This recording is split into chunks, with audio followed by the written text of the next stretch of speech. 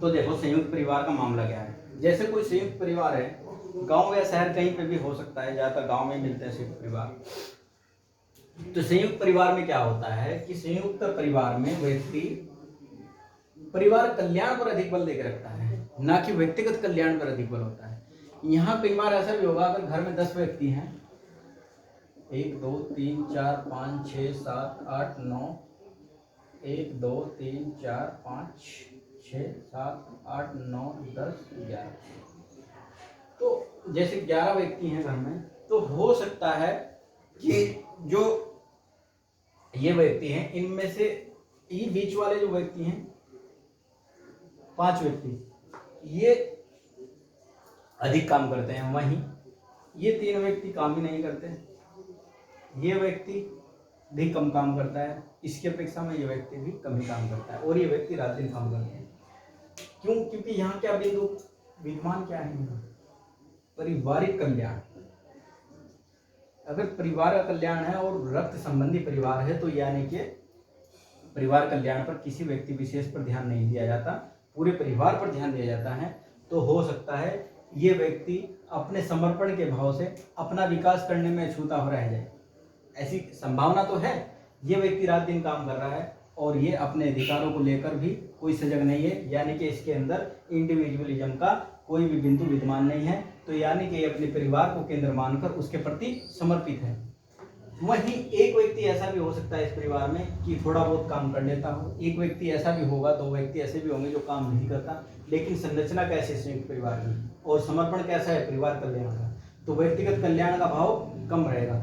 तो इसमें उसी तरीके से देखो, जैसे गांव ग्रामीण एग्जाम्पल से समझो, जैसे ग्रामीण व्यवस्थाओं में क्या होता है कि इलेक्शन आया सरपंच साहब का, तो जब सरपंच साहब का इलेक्शन आएगा और कहीं पर संयुक्त फैमिली है, तो संयुक्त फैमिली में जब सरपंच का चुनाव आएगा, उसी के साथ साथ वहाँ जैसे चुनाव पड़ गया आजकल, यानी कि जून जुलाई में, और जून जुलाई में अगर चुनाव आ गया, तो आपको पता है सरपंच के चुनाव में किस तरीके से आज के समय में चुनाव की प्रक्रिया और प्रोसेस और उसका स्ट्रक्चर और उसके चुनाव की प्रक्रिया क्या हो गई है।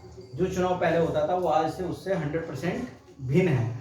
तो देखो वहाँ क्या होगा, ये जो घर की महिलाएं होंगी, जितनी भी घर में महिलाएं हैं, बिंदु क्या है परिवार कल्याण, ना कि व्यक्तिगत कल्याण।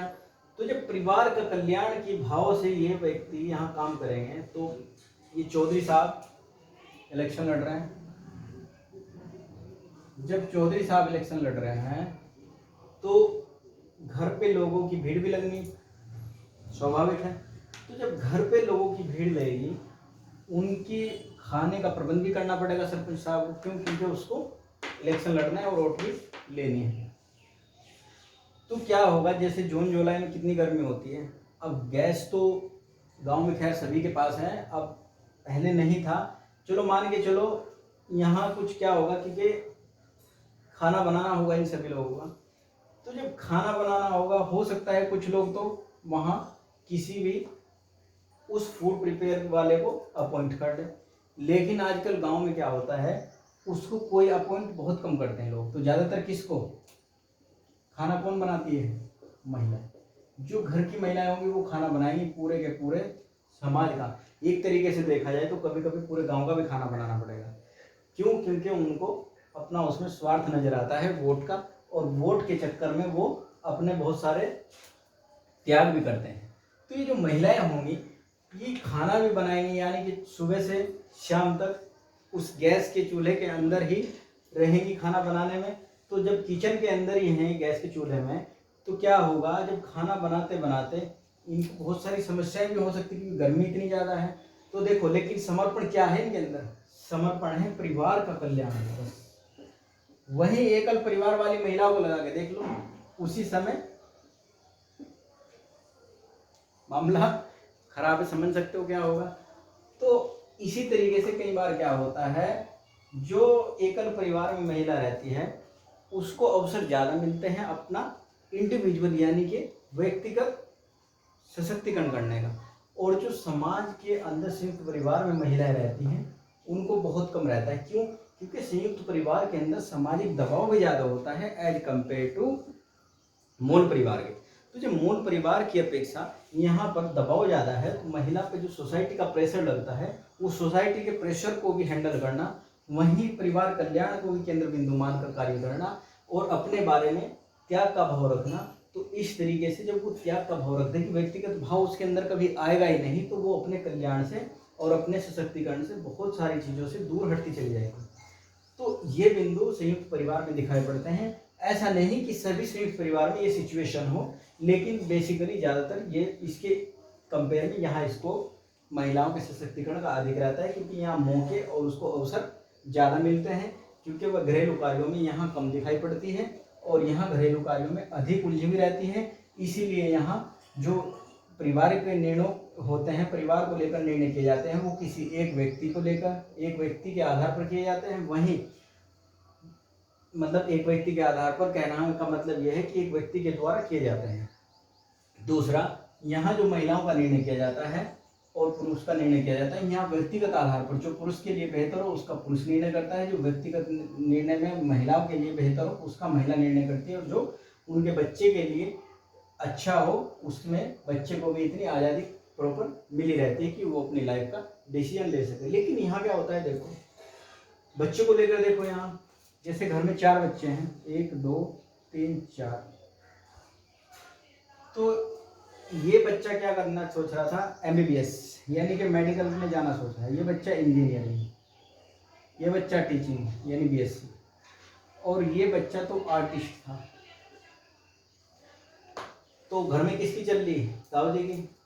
तो यहाँ ये संभावना बनी रहती है कि ताऊ जी के समय में ताऊ जी को कोई फ्रेंड थे उनके वकील, उन्होंने कहा कि देखो मेरे तो बच्चा नहीं है, लेकिन आपके जो 4 बच्चे हैं वो भी मेरे बच्चे हैं, क्योंकि बात उसी तरीके की करनी पड़ेगी जिस तरीके से वो जिस व्यक्ति से बात कर रहा है, क्योंकि वो व्यक्ति क्या है, संयुक्त परिवार में रहने वाला, तो यानी कि उसका तो पूरा परिवार अपना मान के चलता है।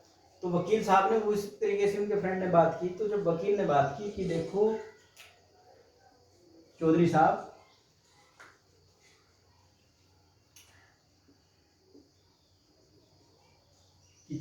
देखो आपके 4 बच्चे हैं और मेरे पास केसेस बहुत पड़े हुए पेंडिंग, अगर आप इनको सभी को LLB करा दो तो बार एसोसिएशन कोड का एग्जाम तो मैं इनको क्वालिफाई करा दूंगा, और उसके बाद आप इन्हें मेरे बस्ते पर बैठा देना, यानी कि मेरा चैम्बर ये देख लेंगे, और बहुत अच्छा स्कोप है मेरे पास, केसेस 3 हाई कोर्ट के चलते रहे। तो ताऊ जी का माइंड तो इसने अपने स्वार्थ के लिए ब्रेन वॉश कर ही दिया।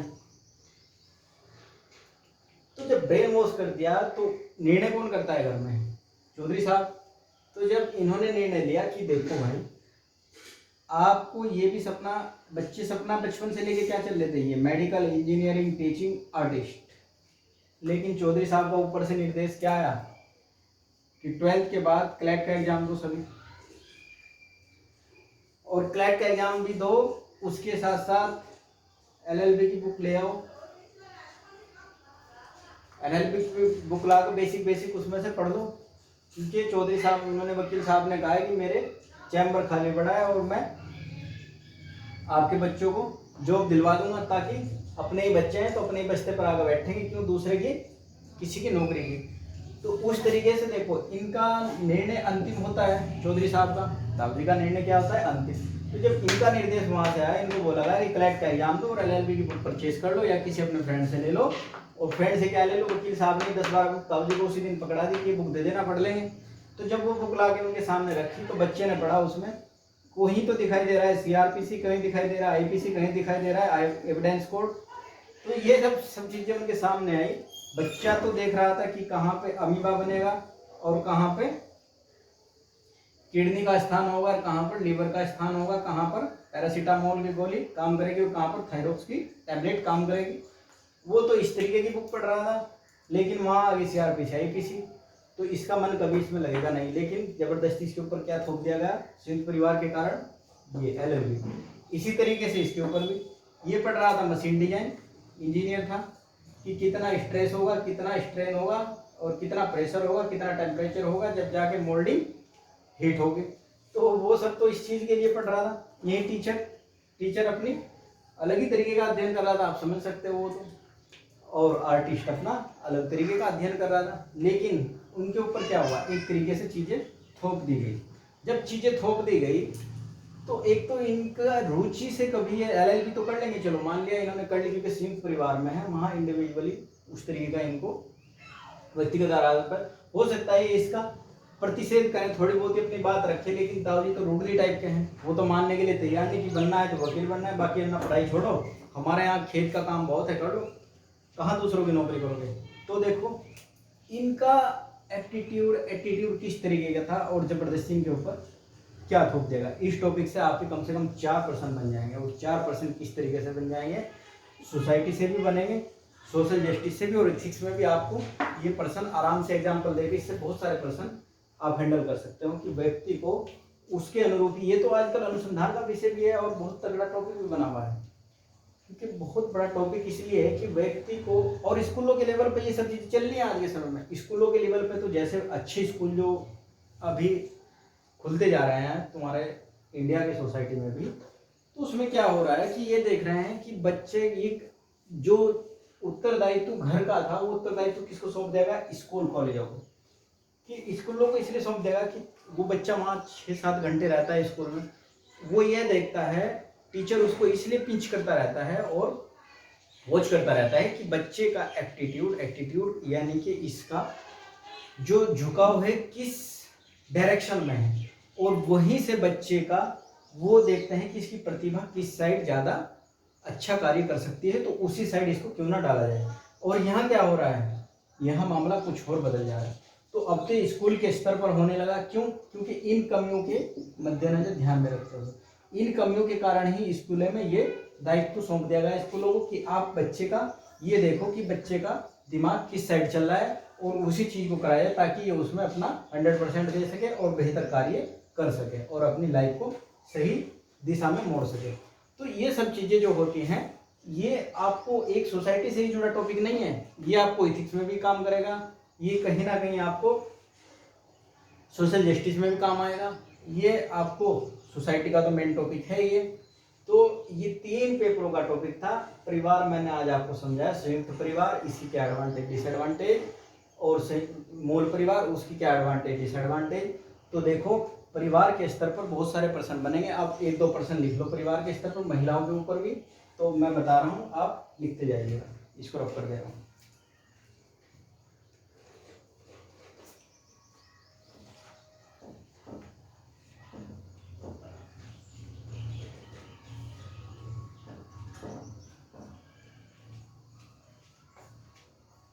प्रश्न लिखो, मैं बोल रहा हूँ या मैं लिख दे रहा हूँ, आप वही लिखो जो मैं लिख रहा हूँ।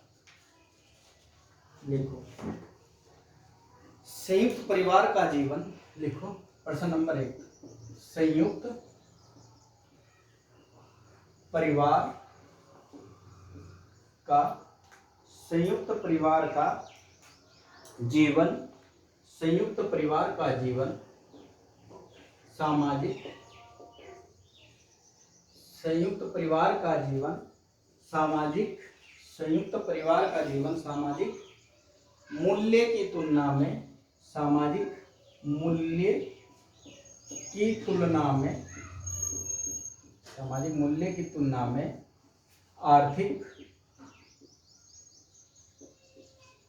सामाजिक मूल्य की तुलना में आर्थिक तत्वों पर आधारित है, आर्थिक तत्वों पर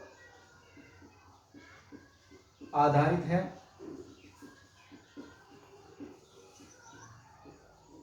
चर्चा करें। अब दूसरा प्रश्न ये को लिखो परिवार से ही, इसमें दूसरा प्रश्न लिख दे रहा हूं, इसको रब करके दूसरा प्रश्न लिखेंगे, इसी में हम परिवार से जुड़ा हुआ महिलाओं से लिंक करके। देखो दूसरा प्रश्न क्या है, दूसरा प्रश्न है मूल परिवार के द्वारा महिला सशक्तिकरण,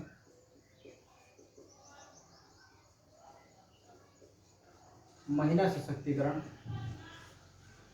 मूल परिवार के द्वारा महिला सशक्तिकरण में, मूल परिवार के द्वारा महिला सशक्तिकरण में क्या योगदान है, क्या योगदान रहा, मूल परिवार का लिखो। मूल परिवार का महिला सशक्तिकरण में क्या योगदान रहा? वही रहा वह संयुक्त परिवार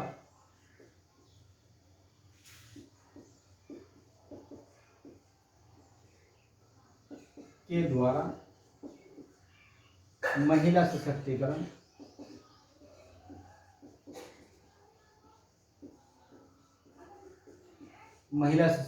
में देखो मूल परिवार का महिला सशक्तिकरण में क्या योगदान रहा। ठीक, वहीं संयुक्त परिवार के द्वारा महिला सशक्तिकरण में